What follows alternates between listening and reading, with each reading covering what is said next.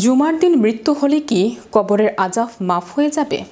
অনেকেই বলেন জুমার দিন মারা গেলে অনেক ফজিলত, সুতরাং এদিন কেউ মৃত্যুবরণ করলেই বিনা হিসেবে জান্নাতে চলে যাবেন। কিন্তু তাদের এই কথার বাস্তবতা কতটুকু?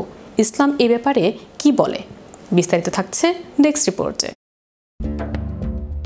জুমার দিন মৃত্যু হলে কি কবরের আযাব মাফ হয়ে যাবে? অনেকেই বলেন জুমার দিন মারা গেলে অনেক ফজিলত, সুতরাং এদিন কেউ মৃত্যুবরণ করলেই বিনা হিসেবে জান্নাতে চলে যাবেন। কিন্তু তাদের এই কথার বাস্তবতা কতটুকু? ইসলাম এই ব্যাপারে কি বলে? শুক্রবার মৃত্যুবরণ করলে জান্নাতের দরজা খুলে দেওয়া হয় কিংবা সরাসরি বিনা হিসেবে জান্নাতে চলে যাবেন, এ মর্মে কুরআন হাদিসের কোথাও কোনো দলিল খুঁজে পাওয়া যায়নি।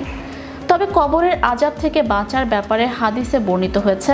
আব্দুল্লাহ ইবনে ওমর রাদিয়াল্লাহু তাআলা আনহু বর্ণনা করেন, আল্লাহর রাসূল সাল্লাল্লাহু আলাইহি সাল্লাম বলেছেন যে মুসলমান জুমার দিনে কিংবা জুমার রাতে মৃত্যুবরণ করবে, নিশ্চয়ই আল্লাহ তাআলা তাকে কবরের ফিতনা থেকে বাঁচিয়ে রাখবেন।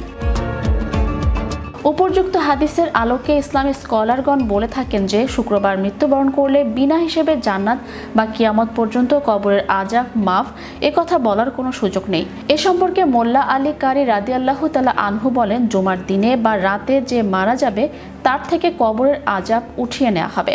এটা মোটামুটি প্রমাণিত। তবে কিয়ামত পর্যন্ত আযাব আর ফিরে আসবে না, এ কথার কোনো ভিত্তি নেই। শুক্রবার দিনে অথবা বৃহস্পতিবার দিবাগত রাত থেকে নিয়ে শুক্রবার সন্ধ্যার আগ পর্যন্ত এই সময়ের মধ্যে কোনো মুসলিম ব্যক্তির মৃত্যু হলে সেক্ষেত্রে আল্লাহ তাআলা তাকে বিশেষ মর্যাদা দিয়ে থাকেন, অর্থাৎ তাকে কবরের আযাব থেকে ফিতনা থেকে মুক্তি লাভ করে থাকেন। আর স্বাভাবিকতাই কেউ যদি কবরের আযাব থেকে মুক্তি লাভ করেন তাহলে কিয়ামতের দিনের হাসরের মাঠে হিসাব নিকাশ তার জন্য সহজ হয়ে যাবে বলেও আশা করা যায়। এই বিষয়টি সম্পর্কে উসমান ইবনে আউফান রাদিয়াল্লাহু তাআলা আনহু থেকে বর্ণিত হাদিসে রাসূল সাল্লাল্লাহু আলাইহি সাল্লাম বলেন, কবর হলো আখিরাতের ঘাঁটিগুলোর মধ্যে প্রথম ঘাঁটি।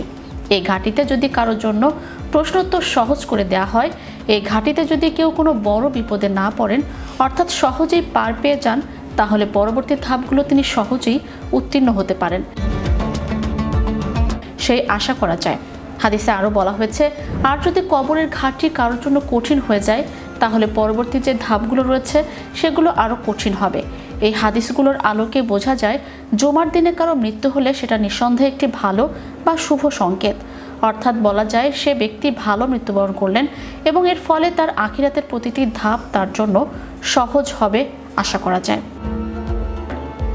Channel Europe news desk.